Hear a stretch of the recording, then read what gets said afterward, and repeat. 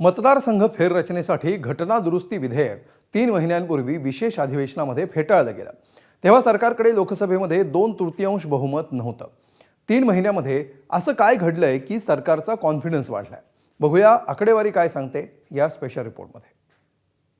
घटना दुरुस्ती विधेयक पुन्हा संसदेत येणार। सरकारकडून 2/3 बहुमताचा कोटा पूर्ण। मागच्या अधिवेशनात मोदी सरकारने ज्या विधेयकावरून संसदेत पहिल्यांदाच पराभवाचा सामना केला तेच मतदारसंघ पुनर्रचना विधेयक या अधिवेशनात मांडलं जाण्याची शक्यता आहे आणि त्यासाठी आवश्यक असलेल्या 2/3 बहुमताचा कोटा पूर्ण झाल्याचा दावा सूत्रांनी केलाय। ज्याची सुरुवात झाली 2 दिवसापूर्वी झालेल्या बैठकीनंतर।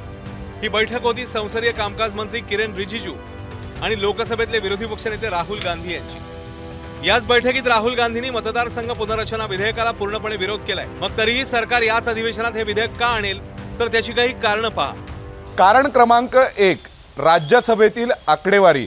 येत्या नोव्हेंबरमध्ये उत्तर प्रदेशातून निवडून आलेले भारतीय जनता पक्षाचे 8 राज्यसभा खासदार निवृत्त होतील आणि सध्या उत्तर प्रदेशातील विधानसभेचं संख्याबळ पाहता भारतीय जनता पक्षाला तिथून 8 खासदार निवडून आणणं शक्य नाहीये। त्यामुळे फ्लोअर मॅनेजमेंटचाही भाजपला या घटना दुरुस्तीच्या दृष्टीने विचार करावा लागणार आहे।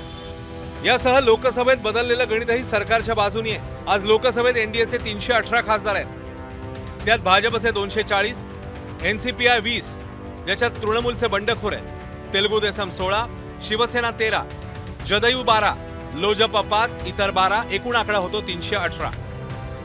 याशिवाय तेलंगणामधील वायएसआर काँग्रेसच्या 4 खासदारांनीही मतदारसंघ पुनर्रचना विधेयकाला पाठिंबा दिला होता। म्हणजे सध्या सरकारकडे 322 खासदारांचं पाठबळ आहे। दुसरीकडे विरोधकांच्या इंडिया आघाडीचं संख्याबळ कमी झालंय। तृणमूलचे 20 तर ठाकरेंच्या सेनेचे 6 खासदार कमी झाले आहेत। शिवाय तामिळनाडूत काँग्रेसने डीएमकेला सोडून विजयसोबत सत्तेत जाण्याचा निर्णय घेतलाय। त्यामुळे डीएमकेच्या 22 खासदारांनी इंडिया आघाडीसोबत न बसण्याचा निर्णय घेतलाय।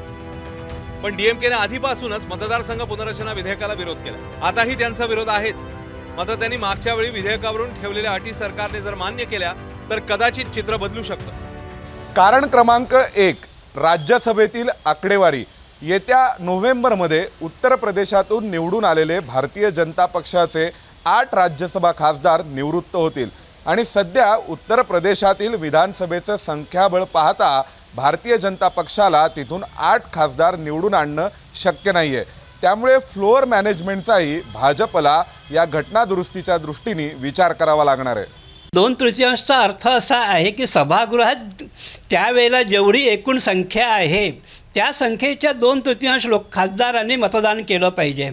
त्याच्यामुळे जे खासदार प्रत्यक्ष म्हणजे डायरेक्टली या विधेयकाला पाठिंबा देऊ शकत नाही त्यांनी सभागृहात अनुपस्थित राहून अप्रत्यक्षपणे ते सरकारला मदत करू शकतात, देशहिताच्या दृष्टीने आपला निर्णय घेऊ शकतात। शिवाय काँग्रेसने लोकसभेतील सर्व खासदारांसाठी 3 ओळींचा व्हीप जारी केलाय। काँग्रेसने सर्व लोकसभा खासदारांना 10, 11 आणि 12 ऑगस्ट रोजी लोकसभेत उपस्थित राहण्याच्या सूचना दिल्या आहेत। त्यामुळेही याच 3 दिवसात महत्त्वाचं विधेयक मांडलं जाऊ शकतं याची शक्यता बळावतीये। आणि जर घटना दुरुस्ती विधेयक आलं तर ते मंजूर होणार का की ते पुन्हा नामंजूर होणार हे लवकरच कळेल। स्पेशल रिपोर्ट, एबीपी माझा।